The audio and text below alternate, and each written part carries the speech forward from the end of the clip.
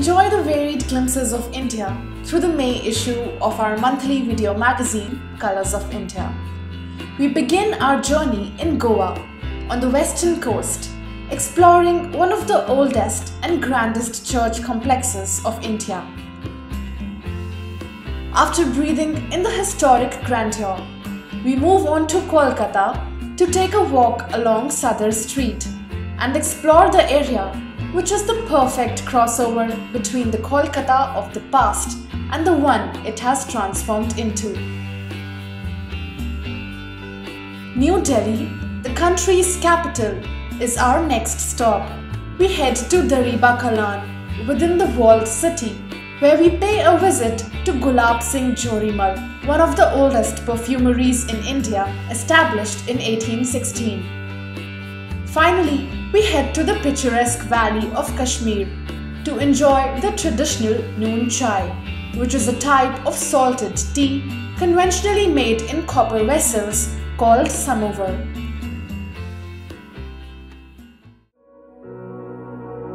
On the western coast of India, in the state of Goa, is an ancient church complex. A memorial to this heritage is the ruined Church of St. Augustine.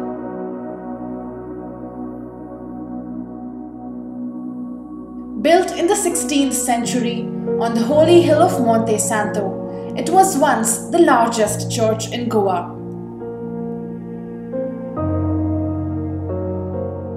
Its remains are a testimony to what once was, with its main altar, chapel, arched piers, and a tower, still standing tall though dilapidated.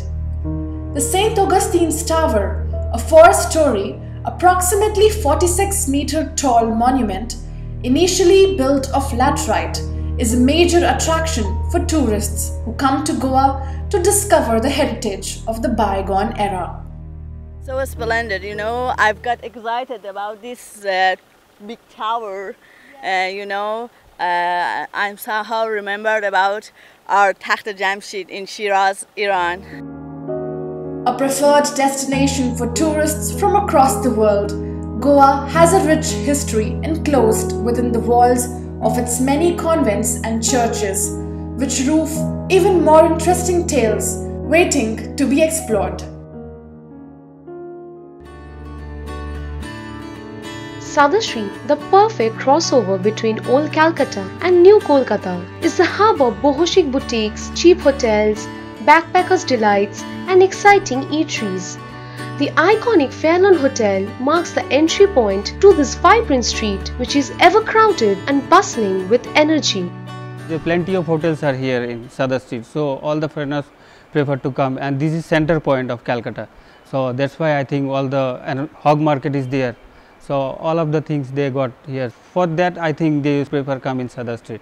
जो भी tourist लोग आते हैं तो यहाँ पे सबसे बड़ा बात है कि यहाँ पे महंगाई उतना नहीं है, बहुत रीजनेबल सब कुछ है, यहाँ रहना खाना, और उसके बाद यहाँ पर जो भी यहाँ का कल्चर है उन लोगों को बहुत पसंद है. From a variety of bookshops to fancy candy stalls to one of the oldest fire stations in Kolkata, Sudder Street offers it all. But even as a neighborhood gentleman would like to tell you not to venture into the shady lanes of Sudder Street.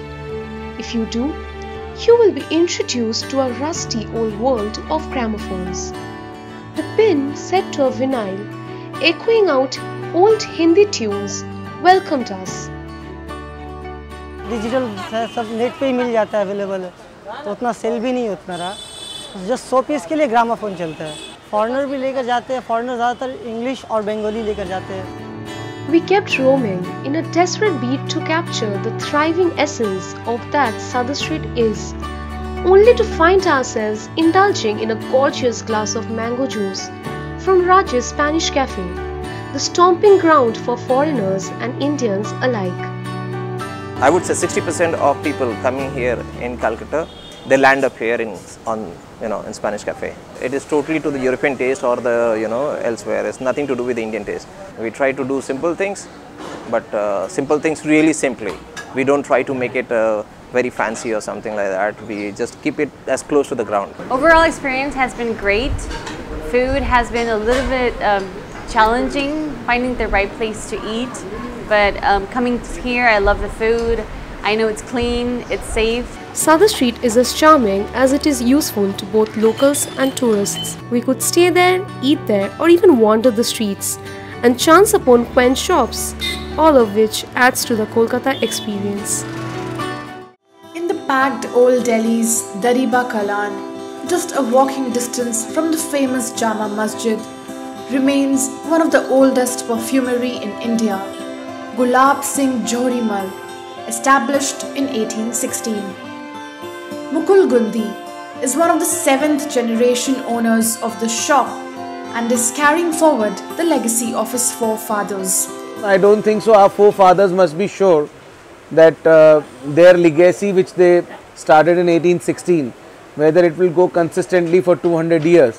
It's just by the grace of God, I feel, that we are there for 200 years, still keeping their name in both the ways, the quality as well as the capacity. Because today when you talk of attar, when you talk of any kind of a good itr or any kind of a good fragrance, then people generally relate it to Gulab Singh Johrimal. The 200-year-old shop is famous for all sorts of perfume products, including soaps, agarbatti and ittar. But the Rue Gulab is the iconic one, and that is still considered a speciality. Rue Gulab is the pure rose oil, and it requires around 5,000 kgs of fresh rose flowers to distill 1 kg of oil out of them. It is our speciality.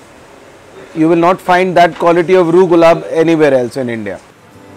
The fragrance of the shop attracts people from all walks of life, from a simple labourer to high-end customers, and even tourists visit the shop.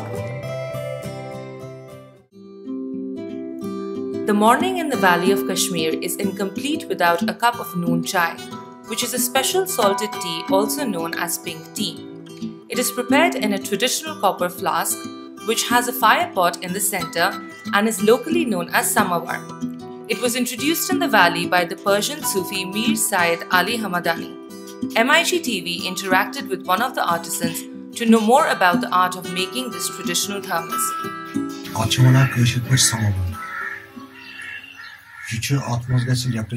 In Kashmiri, we call it Samovar.